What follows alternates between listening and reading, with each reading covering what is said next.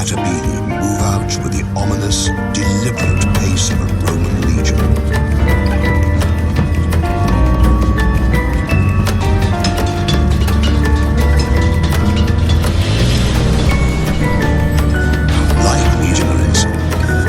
Wear armor. Their exoskeletons can withstand all but the harshest blows. They sting with highly toxic venom, but their heaviest weapon is their jaws, able to rip opponents to shreds.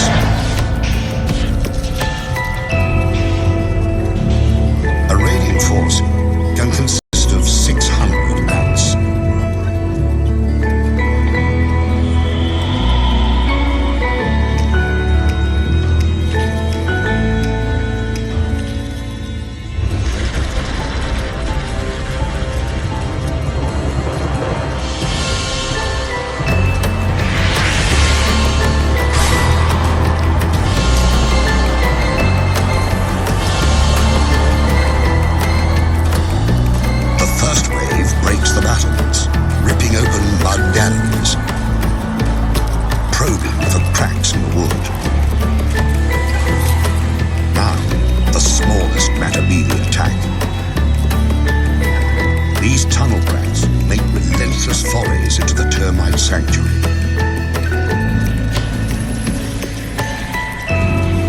Heavier troops, some more than 2.5 centimeters long, line up for the grisly harvest. It's the devil's buffet. All you can kill, all you can carry.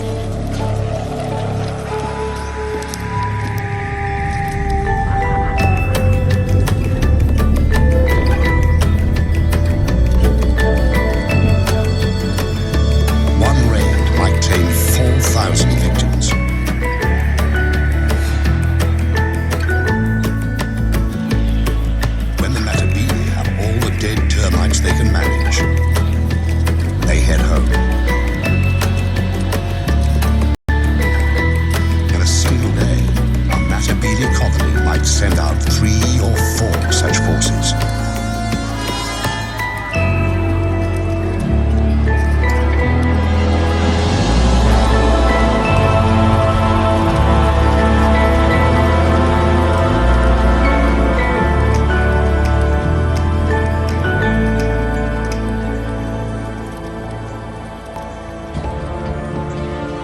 Soon, the big ants will move their base to richer hunting grounds.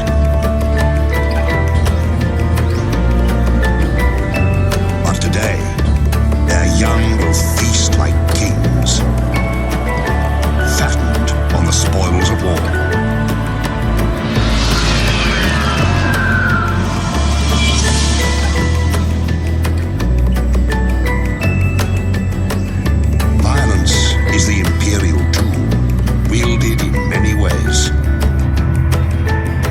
Sometimes to disrupt, sometimes to control.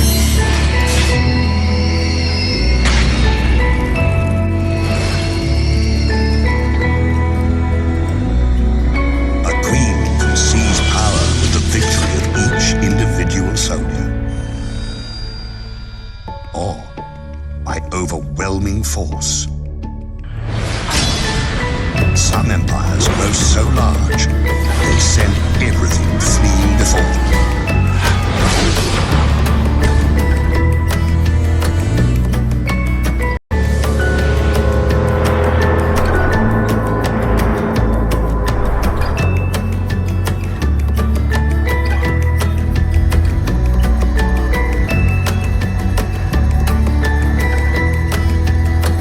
In the Panamanian rainforest, the army ant rules its turf with massive numbers. Army ants travel in deadly columns, a lethal force ever on the move. But this is not an attack. These ants, 500,000 to 700,000 of them, have been marching all night, their young in tow. Theirs is a nomadic existence,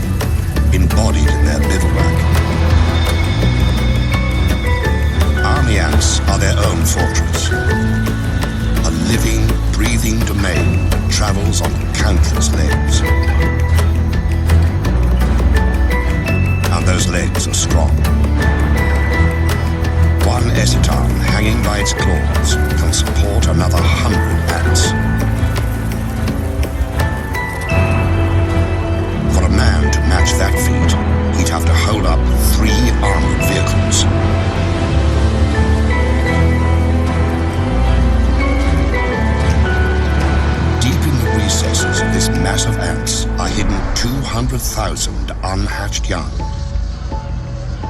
and the Esitan queen. She lays eggs by the million, keeping the colony alive and forcing it to find sustenance.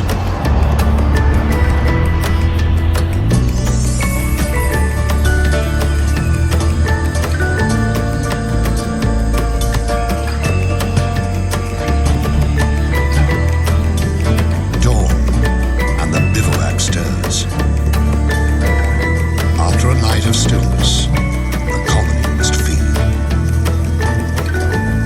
The meter-long mass of legs and feelers rouses itself into action.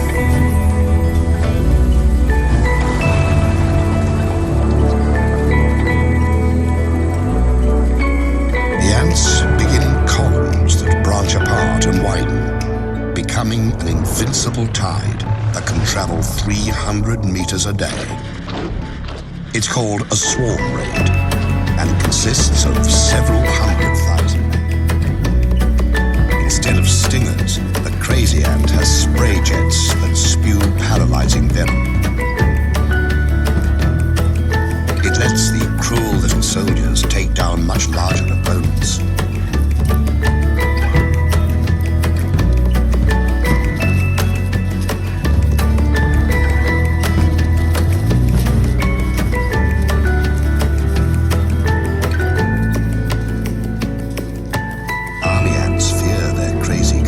For the chaos they unleash. The bigger insects have to fight for their lives against the anarchist throngs. At first, the crazy ant's venom stuns the army ants. Then the effects wear off, and the army ants regain their strength. They handily escape the tiny pirates and return to the business of the raid.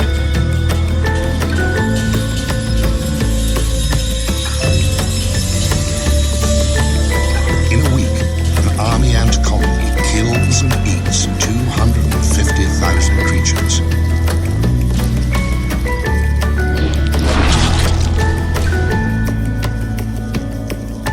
Ravaging the landscape, army ants shred its sense of order.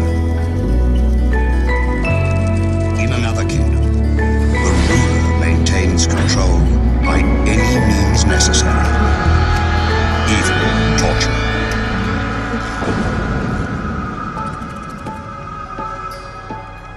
The Empress can afford to be gracious. She has enforcers to do her dirty work. Relentless surveillance and oppression of any who deviate from the rules. In the kingdom of Mellifera, order is the order of the day.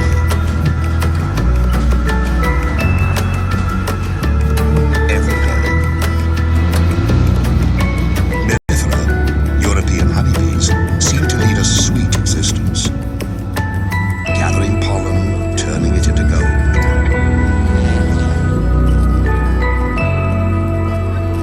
Beneath this bright image lies a dark reality.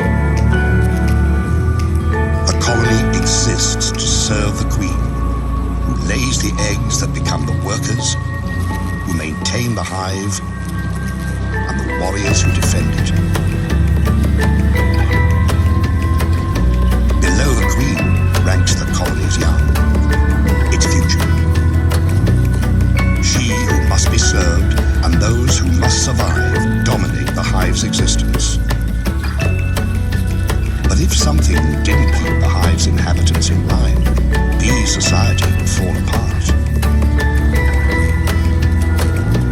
Every female has it in her to lay eggs, to be a queen. But the colony can have only one ruler.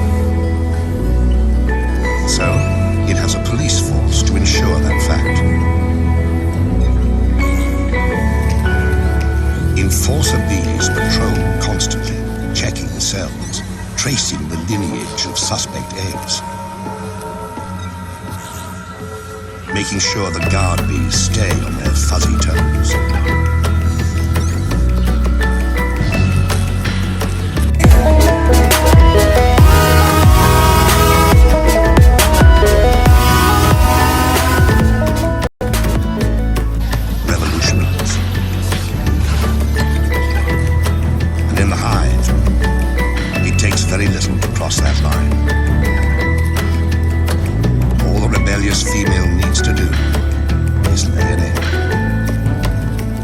by the regulations of the mellifera police state.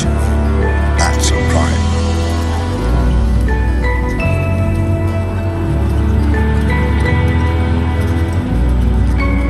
One bee is breaking the law. She deposits an egg in what she hopes is safety. If they thought they could get away with it, half the bees here would do the same. And the hive would fall into disarray. That's why police bees make their rounds, searching for evidence of insurrection.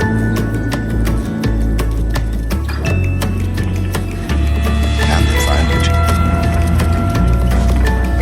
For them, an outlaw egg contains the seeds of the colony's destruction.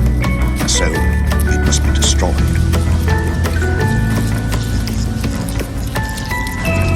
And to drive the lesson home, they brutalize the offender, keeping the hive safe and the queen's position secure.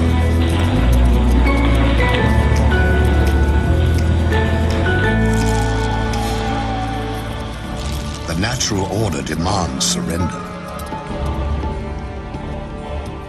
But in other realms, something far worse awaits.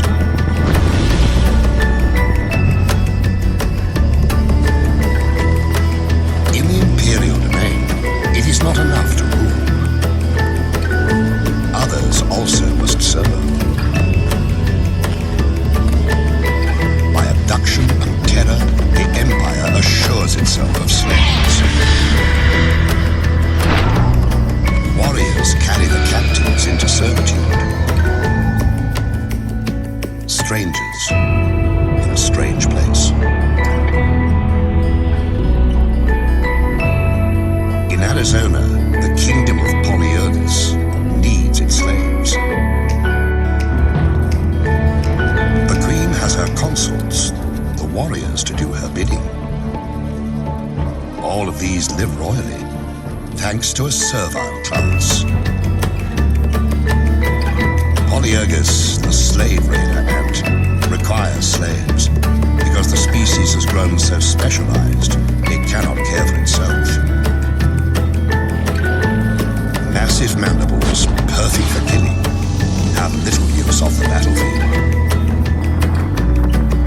So this kingdom has two societies: those who reign and those who serve. The servant ants, dwarfed by their masters, are of the species Formica. They forage for food, raise the raw young, minister to the queen's every need and those of her workers. Born into bondage, they will die slaves. But this kingdom has woes. Its Formica slaves are dying of old age.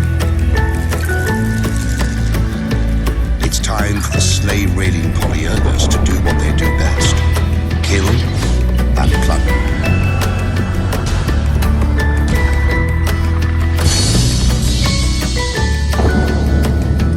Scout has found a Formica nest. She enlists a gang of raiders. A roiling mass of red aggression, spoiling for battle. In an instant, they're off. 1,500 to 2,000 ants flowing across the terrain with a single purpose: seize slaves.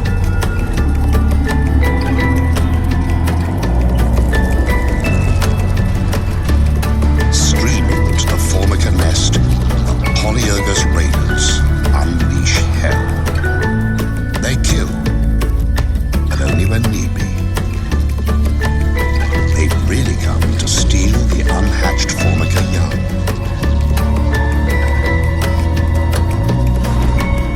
In a chilling display of single-minded oppression, Polyergus raiders blow past the startled Formica to grab as many pupae as they can.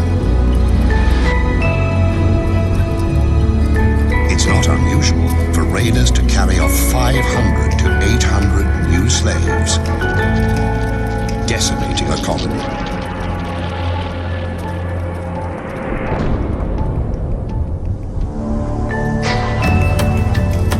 The raiders transport the kidnapped Formica brood back to their kingdom.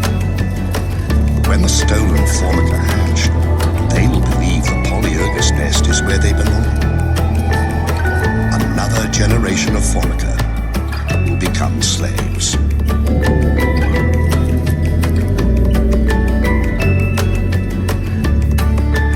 At the wrecked Formica nest, the queen roams amid the ruins, her offspring abducted and enslaved. She has been spared, but in other realms, innocents suffer unspeakable horrors.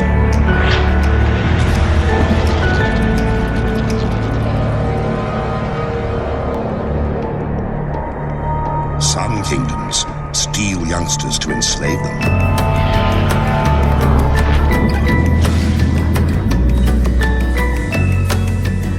Others take no prisoners, slaughtering the defenseless to feed their own young.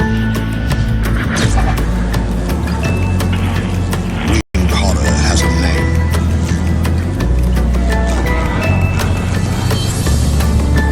Mandarinia, the giant hornet.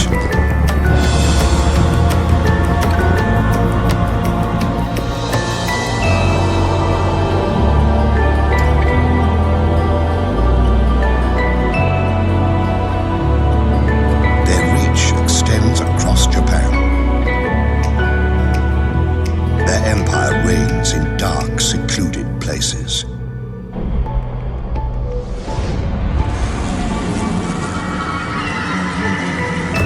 These hornets are at the peak of their powers. Their queen is vigorous. Her workers are strong. Her fighters are many. Her brood chambers are full to bursting. Everywhere, mouths to feed.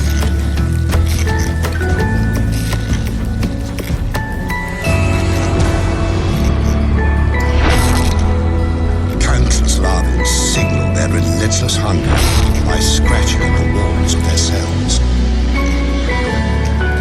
The grating drives the adult hornets into action.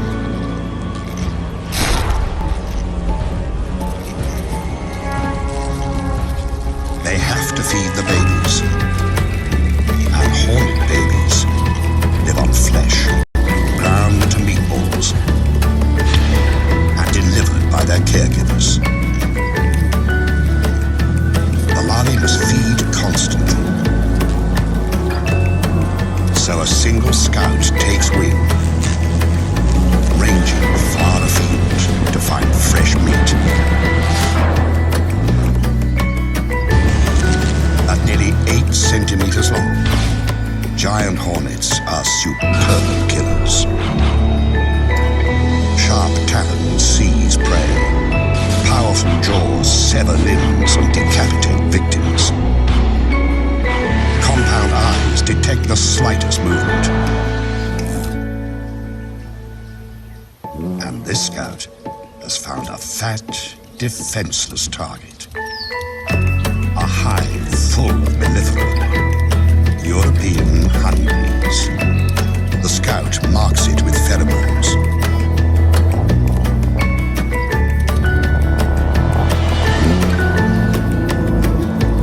These bees aren't native to Japan.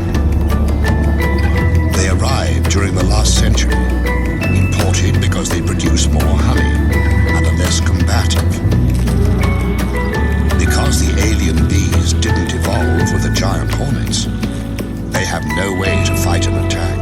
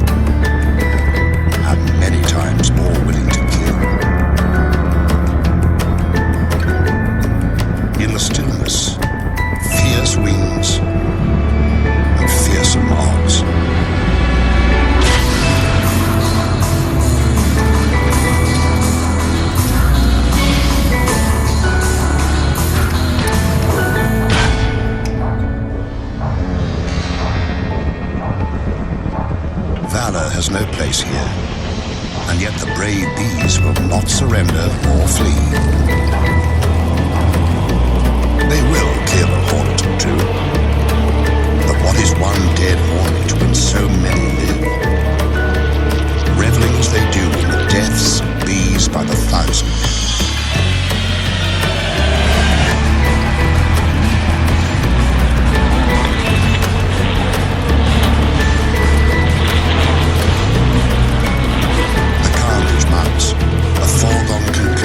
Playing itself out to a horrifying end.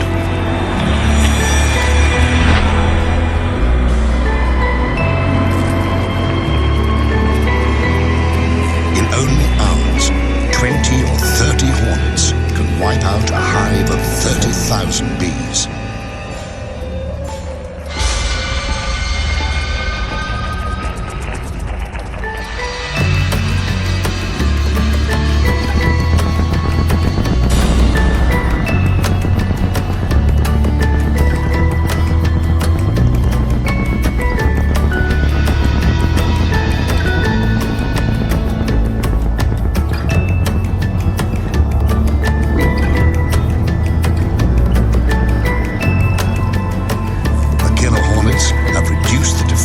To a carpet of the dying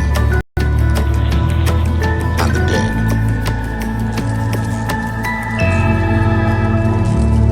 Now they can rob at their leisure, sometimes for days. This bee colony is doomed. The victims left to rot. The raiders gorge on honey, even licking it from carcasses.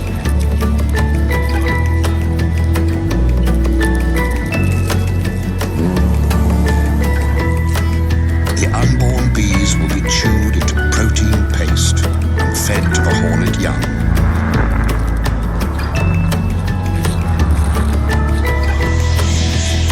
For every empire that seems invincible, there is an opponent able and ready to exploit an unexpected weakness.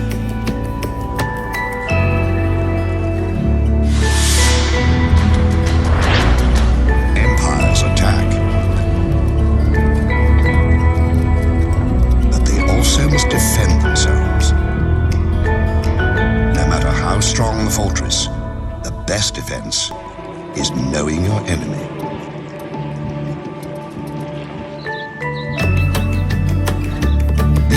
Have learned that lesson. For eons, they have thrived in the giant hornet's deadly shadow. The bees of Sarani know the giant hornets send scouts to find their hives. To survive, these Japanese honeybees must capture and kill the hornet scout.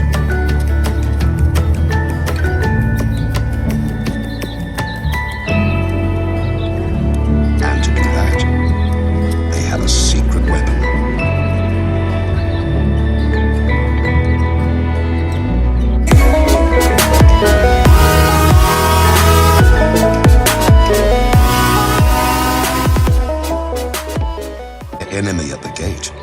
The soldier bees pull back slightly. Their waggling signals a sneak attack. They're enticing the hornet to enter their hive. When she takes a few sacrificial targets, the bees attack. In a horde, the defenders rush the hornet scout, enveloping her in a wave of bee bodies. But they don't sting. Instead, the bees crowd belly to belly against the invading beast. Vibrating their abdomens, they create a ball of heat that clasps the hornet at its livid core. It's a battle with narrow margins. The bees can stand temperatures up to 50 degrees. The Hornet can only survive to 46. The temperature of the core, 47 degrees. For 20 minutes, the squirming orb presses onto its prey.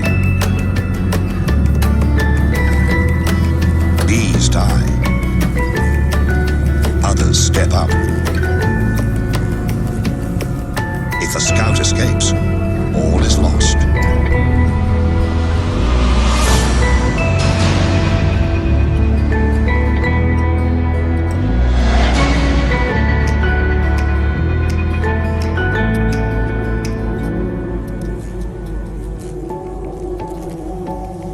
Finally, the flailing and gnashing cease. This hornet won't reveal the secret of their hive's location. The bees have paid a price, but they've saved their home. Another kingdom fends off invaders with strong walls and a martyr's devotion.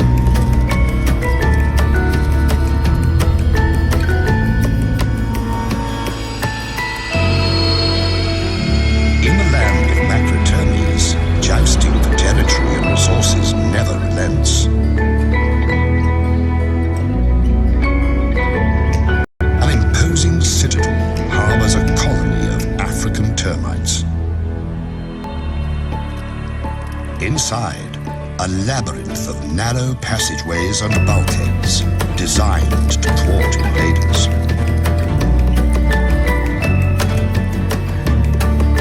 The termites are watchful, lest their citadel fall. The kingdom's fates often are decided at their borders.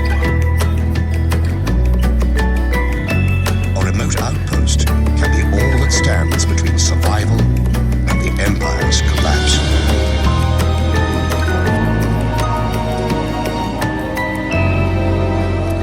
Outside the protected walls, foragers collect and transfer food back to the queen and her charges. They also watch for invaders. A Matabele scout appears. With their heads, termites send a subterranean. Some seek shelter, but there's nowhere to hide. Even the formidable termite guards are no match for the raiders' venomous stings, which destroy the termite's nervous system.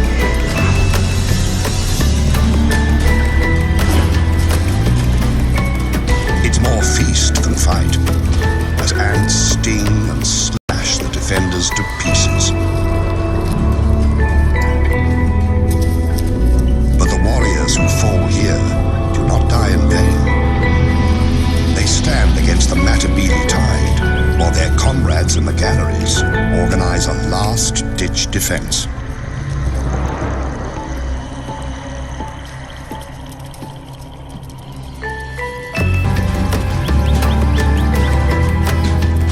Termite colony is safe, but at a terrible cost. The departing ants carry off hundreds of termite corpses that will nourish the invaders.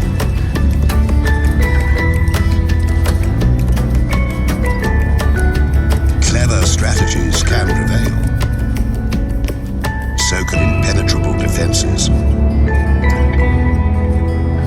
But there's no way to prevent an attack from within. A kingdom's fate can turn in the blink of a treacherous eye.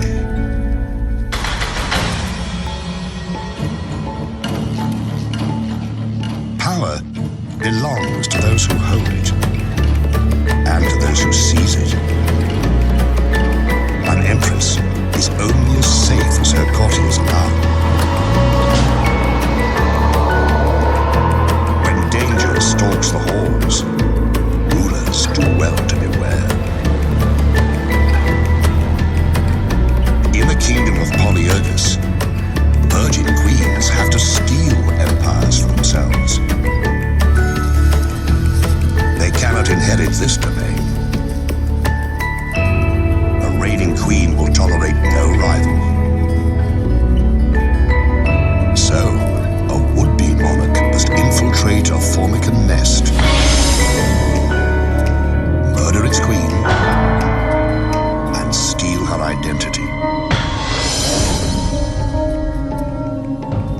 start their quest, young queens join a slave raid.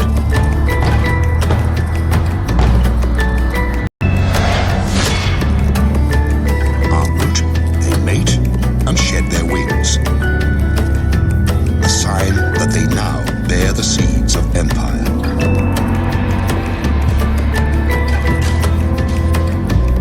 One queen has picked her target.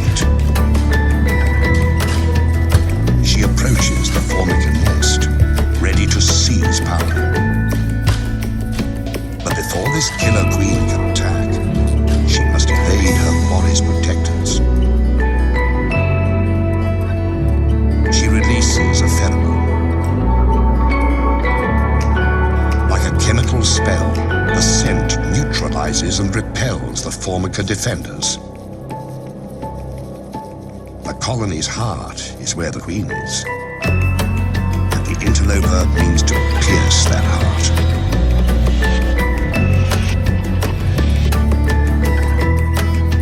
She's fixed on her mission: assassinate the queen and take her place.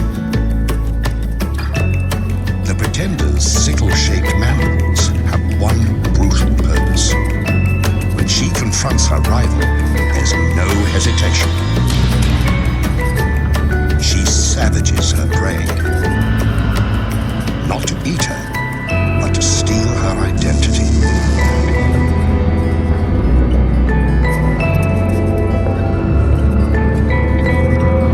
Attendants try to pull the wounded queen to safety, but the murderess will not allow it.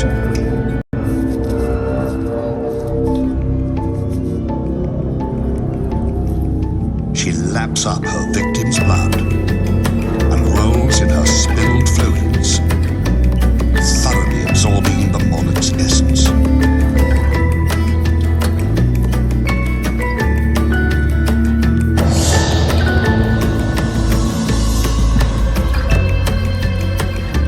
After 20 violent minutes, the formican queen is left to die.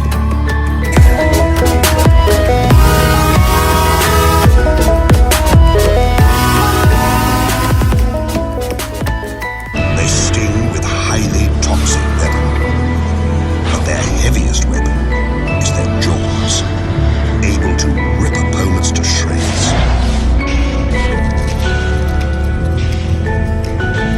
A raiding force can consist of 600 ants.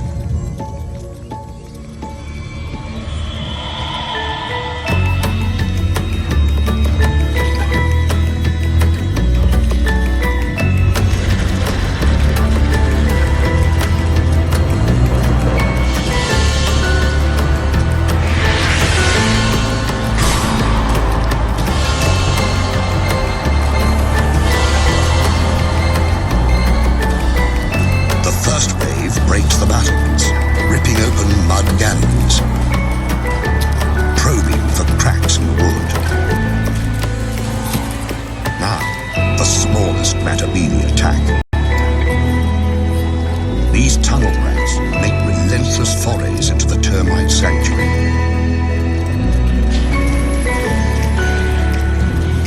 Heavier troops, some more than 2.5 centimeters long, line up for the grisly harvest. It's the devil's buffet. All you can kill, all you can carry.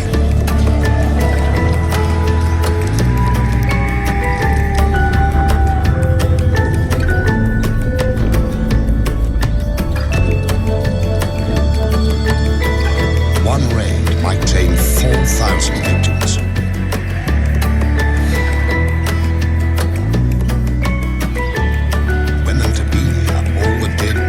They can manage. They head home. In a single day, a Matabele colony might send out 3 or 4 such forces.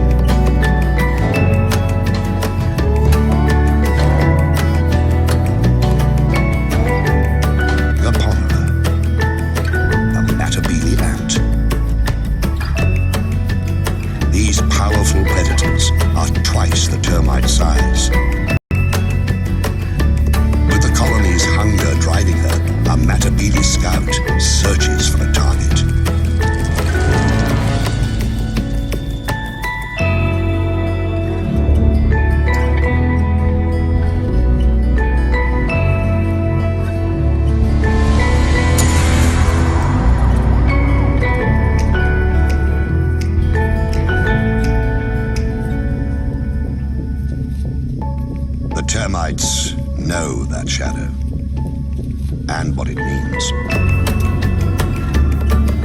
War is coming. Soon. They can do nothing as the scout marks the time.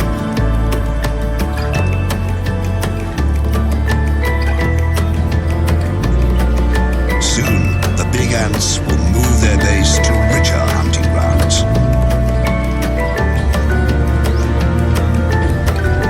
But today, their young will feast like kings, fattened on the spoils of war.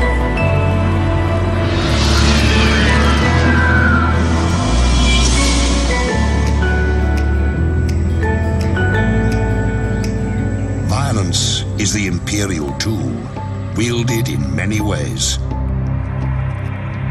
Sometimes to disrupt, sometimes to control.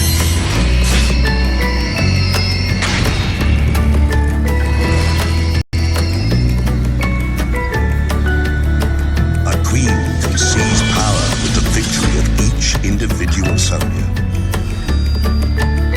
or by overwhelming force.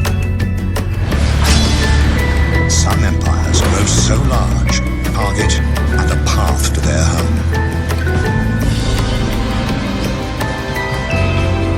The scout returns to the main force to recruit a raiding party from among her sisters at an abandoned termite mound the Matabele have commandeered.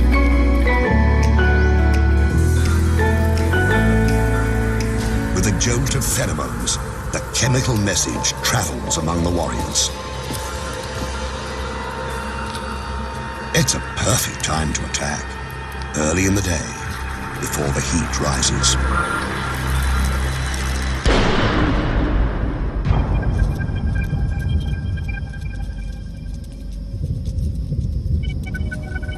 Matabele move out with the ominous, deliberate pace of a Roman legion.